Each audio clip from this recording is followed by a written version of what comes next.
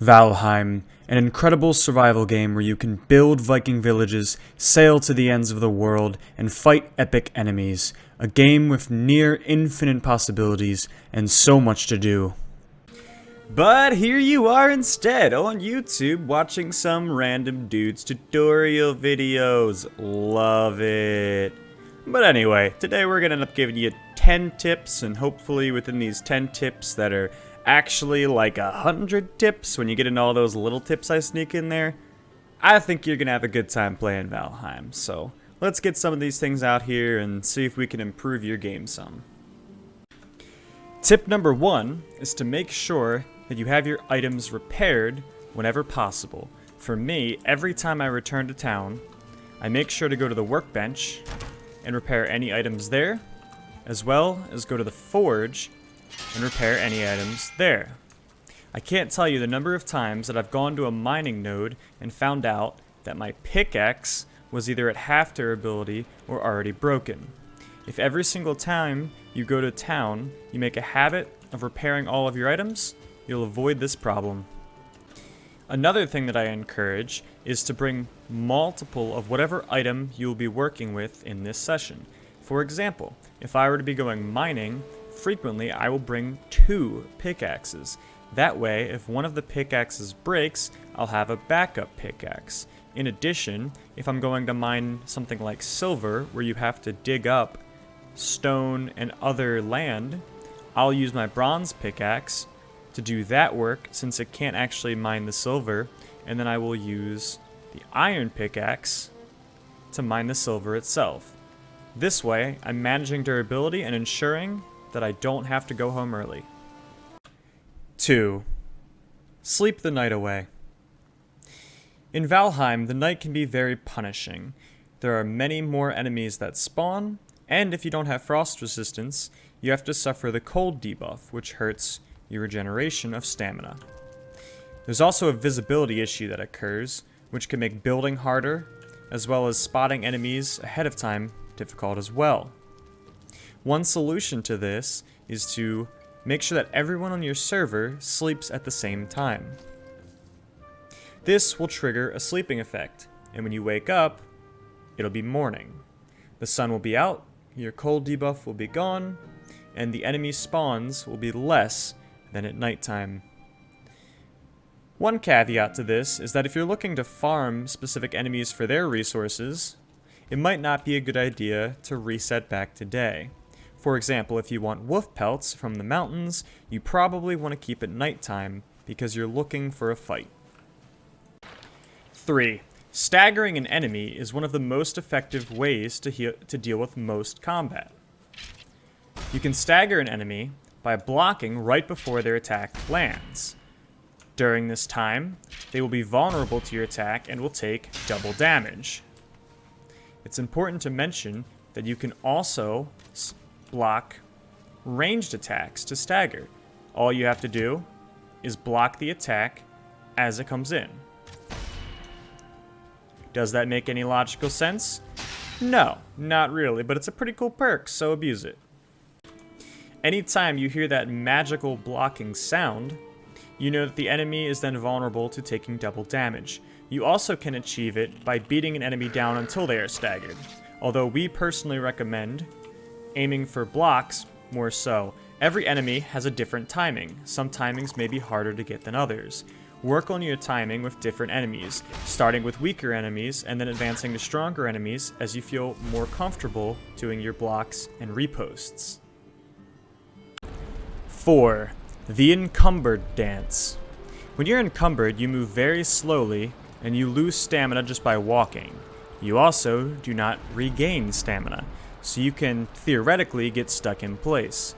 However, there is a trick to avoiding this. If you open your menu and just throw the item that's encumbering you to the ground, you can then walk forward, pick it up, turn around, throw it, and repeat this process to continuously move the item you're trying to move, despite it weighing more than you can carry.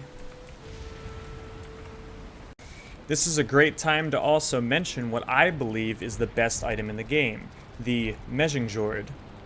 This is an item that you can purchase from the merchant in Black Forest, which will give you an additional 150 weight carrying capacity. So instead of 300, I can carry up to 450 so long as I have this belt equipped. We'll have more on the merchant and how to get the Mejing George, or however that's pronounced, in a future video, so keep an eye out for that. 5. There is no rule against building multiple forges, kilns, distilleries, and other helpful infrastructure inside of your base. In fact, I would recommend it. Once you get the materials that you can afford to build multiple of these units, they will increase the speed of your production, so you will spend less time in your base producing and more time out adventuring, killing enemies, and collecting resources to enhance your base. In fact, when it comes to your farming and honey operations, feel free to go as wild as you please. Number 6. Prioritize your materials based on your current need of both you and your teammates. For me, when I go to a new biome, one of my personal preferences is to immediately prepare a pickaxe of the strongest material that we currently have available. One of the first pieces of bronze that I end up building is the bronze pickaxe, because that will allow for us to much more efficiently get more bronze. And by having more copper and tin coming in to smelt, we then will be able to make all of the other bronze gear at a much faster rate. The same goes with the iron pickaxe. If your priorities are to gain a lot of wood really quickly, you might be building an axe instead. I would then suggest looking towards weapons, such as swords and maces. If survivability is currently your problem, you should look into gear, such as leggings, chest plates, and helmets. Whatever you and your teammates decide will be your priorities, ensure you stick to those priorities as best as possible. An efficient use of early resources will save you a lot of time in the long run and ensure that you're putting your resources towards what will benefit you the most. 7. Utilize the bow. The bow is one of the strongest weapons in the game. It allows you to fight enemies by kiting them rather than directly engaging them. This is extremely effective when fighting multiple enemies where you don't want to trade blows. You can repeat this process near infinitely so long as the enemies are not fast, like wolves. Very early in the game, you should start practicing landing long-range bow shots to get a feeling of how the bow works. The bow has an arc where gravity does affect it, so even if you aim directly at a place, it will fall. The circle that surrounds the crosshair when pulling the drawstring is the bloom. The bloom determines any location where the arrow could potentially go. If you immediately fire, the arrow could go anywhere in that circle and fires rather inaccurately. The longer that you draw the bow, your bloom decreases until you have an accurate shot. This accurate shot also does significantly more damage than if you immediately tap fire it. Getting that first attack off on an enemy can be crucial, and ensuring that they cannot counterattack you is another strong benefit of learning the bows. I recommend that you start using them early and anytime you're in challenging content. Number 8. Utilize the storage systems that the game provides to ensure that your materials are effectively separated and stored so that you can easily find them later without losing any of those items. As you can see here, we use a chest system and we use signs to mark. Chests are useful because they have several slots for storage and they also generally do not care about weight. Ships are a sort of mobile chest. The larger ships, the longboats, can store 18 items in their storage holder. This is a great way to put a lot of ore and prepare for moving from a secondary base to a primary base. The weight of those items does not matter when they're in the boat's storage. For shorter trips on land, you might want to use a cart. Carts are excellent for hauling wood, stone, ore, and other heavy materials that you would not want to carry on your person. Beware though, carts can be a little bit difficult to handle unless you have built roads, and they can take damage bumping into things. 9. Upgrades matter, but they are also expensive. Keep in mind that every outpost and secondary base that you build should not have upgrades equal to your home base. You should build a primary base where you spend most of your resources upgrading the workbenches and the forges so that you can make fantastic armor and weapons, and then proceed to upgrade those armor and weapons. Your secondary outposts should be for the collection and storage of resources until you're ready to move them to your primary base. Through the use of portals, moving most materials will be easy.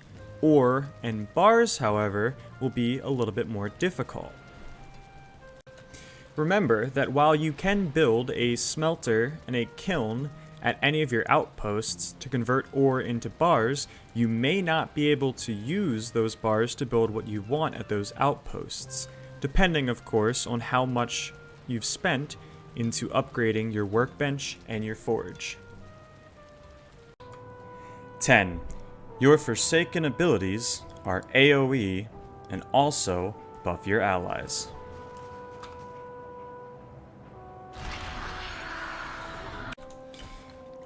Having a lot of running stamina can be extremely beneficial to your party when you're moving lots of items or ore across locations. Eikthyre's buff can be used to enhance your entire party's stamina regeneration. Theoretically, if you have 4 people, you could keep this buff up permanently as it has a 20-minute cooldown and lasts for 5 minutes. The 4 buffs that I found the most useful are Eikthyre's running and jumping. The Elder is great for wood chopping, where you and a party can quickly gather large amounts of wood. Bone Mass, physical resistance for tough physical enemies. Yagluth for magic resistance buffs against magical enemies. It's important to note that Moder also has a power, but it is for sailing, which I find to be less effective as an AoE effect. Thanks for watching. I hope in this video you learned some new useful tricks that'll help you make the most of your Valheim experience. See you guys next time. Oh, hey, I didn't see you there. Wow, you watched all the way to the end. You madman. Thank you. I appreciate that. Now, I know normally this is where people say don't forget to like, comment, subscribe, ring those bells, but I'm going to try using the reverse psychology approach. Don't like, don't subscribe, don't ring that bell. And whatever you do, do not go to Twitch and look up Captain Rob Games.